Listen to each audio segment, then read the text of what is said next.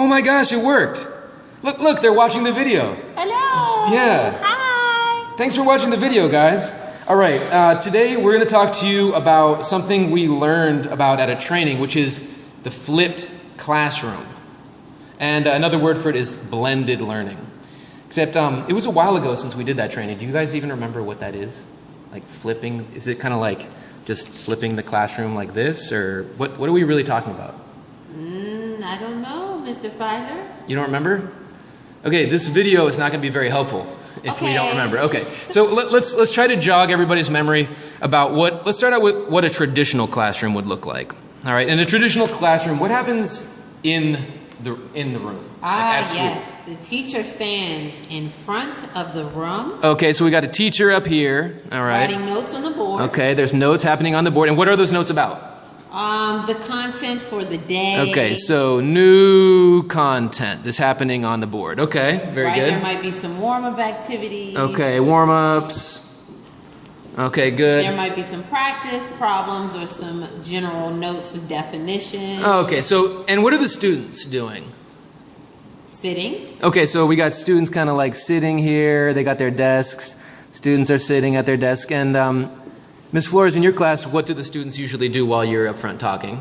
Taking notes. Okay, so we got notes happening, notes. You know what I've noticed is once they start writing notes on their desks, that's like the quietest part of the class. It's like once the notes go up and they start writing, isn't that kind of a good thing though? Don't we want our students to just kind of be quiet and sit there and just copy things off the board? Not really. We'd like for them to be engaged. Oh, okay. And participatory. So are you saying that copying notes off the board is not fun? No. It's not for me, no. Oh, okay, fair enough. All right, so this is basically what's happening in a traditional classroom. And then the students get home. And what happens at home? So we got Bobby here. He's sitting at his desk. Hey, all right, those are his feet down here. Okay, and Bobby is at his desk, and he's got what is he doing once he gets home? Trying to do his homework. Okay, so he's doing his homework. All right, he's writing some stuff. And what happens if he has a question? He will probably call his parents, who will tell them, I'm not in high school anymore. And so they probably don't know how to do it either, right? Exactly. Okay, so what would he do then? Go to the internet. Okay, go to the internet, and he Googles density, and he doesn't know where to look, right? So how do we know that he's learning things at home on his own? We don't know. Okay, we don't know. So like we're not really sure what information he's getting. He doesn't know where to get the information. His parents might not be able to help him. And so he basically is trying to do this assignment and is feeling confused. Exactly. And alone and isolated. Okay. All right. Which he might end up giving up on his homework. Right. And now I want to get back to this idea of like the notes being something that's kind of boring and not engaging, right? This is where we're just kind of like copying things down. And it seems to me that the homework is the more deep thinking part, where we apply the knowledge, right? Right. So we're applying the knowledge here, and that's kind of like the hard part, right? Now, up here, we were like, kind of being introduced to knowledge. It is an introduction. And that's copying the notes. That's really the easy part, right? So it seems to me like in a traditional classroom, we got the easy stuff happening in the school building, and then at home, they get to the hard stuff. Yes. Okay, and that's kind of what leads to a lot of this confusion. All right, so let's talk about how that's different from the flip room. All right, in a flip room, how are things different? Let's actually, let's start at home. Good call, good call. So at home, what's happening?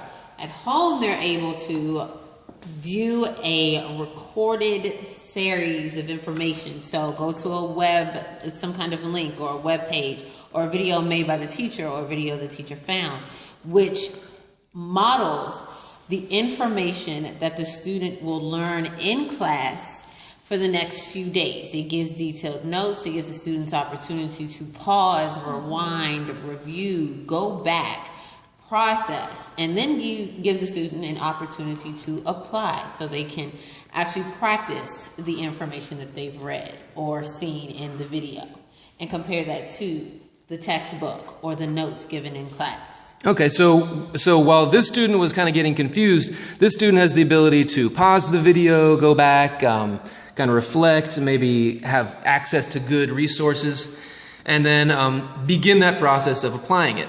All right, so then if that's what's happening at home, what's happening once we get to school?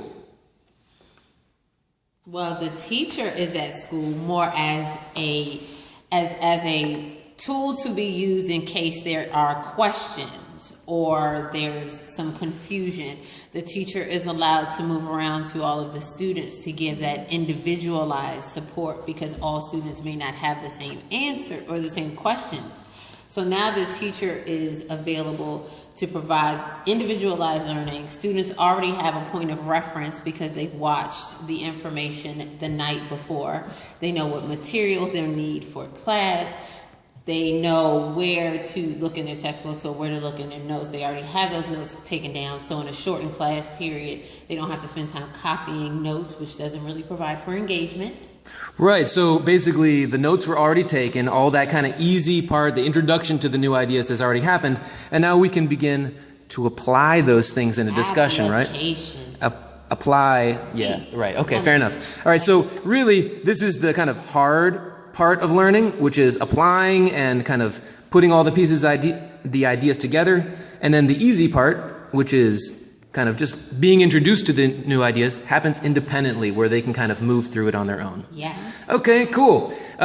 So when you get to our meeting tomorrow, we're going to be asking you some questions. I hope you watch the video. Oh yeah. Don't some students have challenges about like accessing that information at home? Yes, some students don't have access to the internet. They don't have the cell phones. They don't have the laptops. So I guess they just can't do it, right? We just let them. Oh, okay. They can do it. Okay. How can they do it? Yeah. Ms. Flores, how do you think students could access their internet even if they don't necessarily have it at home? Well, one of the things, they can go to the library. They can go to the public library, or they can come to school early or stay after school and go to the library upstairs. That's true, because the library is open between classes or, before school or after school. That's an excellent idea. So even students who don't always have access to internet could still theoretically find times to use those tools. Matter of fact, if you don't have internet at home, you have to get good at finding ways to access internet anyway. So that's a good skill to have. Great resource. And finally, if a teacher wanted to start using this flipped classroom model, where would they start? What would be a good thing to kind of get the ball rolling? Well, if you're like me and don't like the sound of your own voice, you can always Google and find teachers who have recorded other videos with the content that you'd like to share with your students. And you can get started that way. Sounds good. All right. See you guys tomorrow. Hope you enjoyed our video. Bye.